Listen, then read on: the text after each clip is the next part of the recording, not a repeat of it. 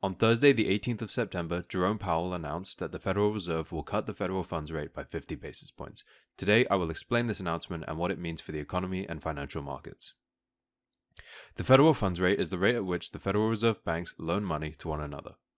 In practice, it acts as the base interest rate that the American economy relies upon. Okay, so why did they do this and why does it matter? Well, whenever we look at central bank decisions, we have to keep in mind the dual mandate: maintain low, stable inflation and maximum sustainable unemployment. Unfortunately for the Fed, these two goals are fundamentally at odds. The measures that decrease inflation often act to increase unemployment, and vice versa. To fight the surge of inflation in 2022, the Fed raised the federal funds rate to its highest levels since 2007, and slowly but surely inflation started to fall.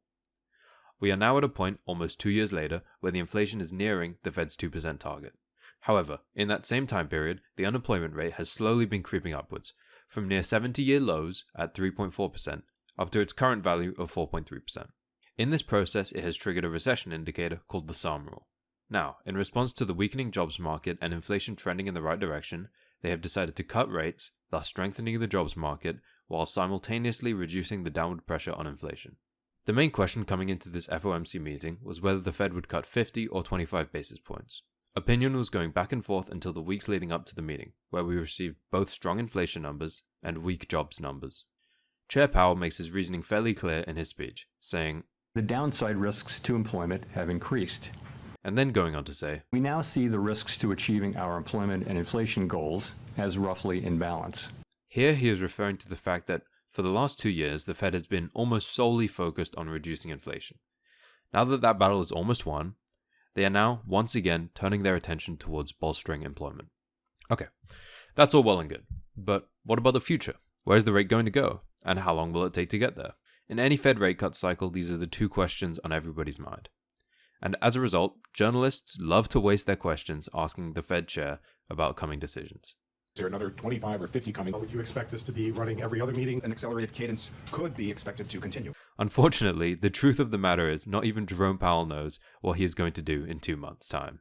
He will never fail to repeat the classic line, "The incoming data, the evolving outlook, the balance of risks." However, in this meeting he was even more explicit, saying very plainly, "We are not on any preset course.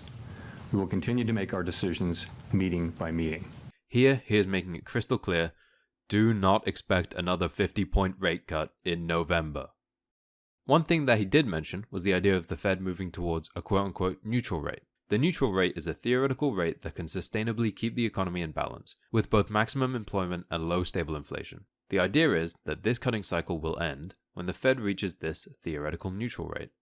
The question is, what is that neutral rate? First of all, it seems fairly clear that it will be well above the abnormally low rates we saw during the 2010s, but it is far from clear what precisely it will be. The best hint they've given us is the prediction from the members of the FOMC. Their median prediction for the Fed funds rate at the end of 2025 was 3.4%. This indicates that, to them, the neutral rate might lie somewhere around or likely below 3.4%. Of course, Chair Powell makes it very clear that these are just predictions and not intentions. There is a great range of likely outcomes around each prediction. Ultimately, their goal here is to achieve this mythical soft landing. We're at a point where inflation has already been reduced to near 2%, while the unemployment rate has stayed at reasonably low levels.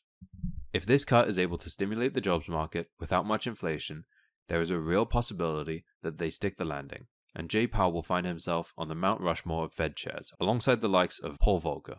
Unfortunately, the plane he's trying to land was made by Boeing. It will not be easy. If America faces any large external shocks in this fragile state, with such elevated asset prices, we could be in for a bumpy ride. At the end of the day, when discussing monetary policy, we must always remember the words of Milton Friedman. There are long and variable lags. Only time will tell whether this rate cut was too early, too late, or just in time. If you like this video, feel free to subscribe. There is more coming. Thank you for watching and have a nice day. Also, I just wanted to mention one of my favorite questions from this recent meeting by Matt Egan.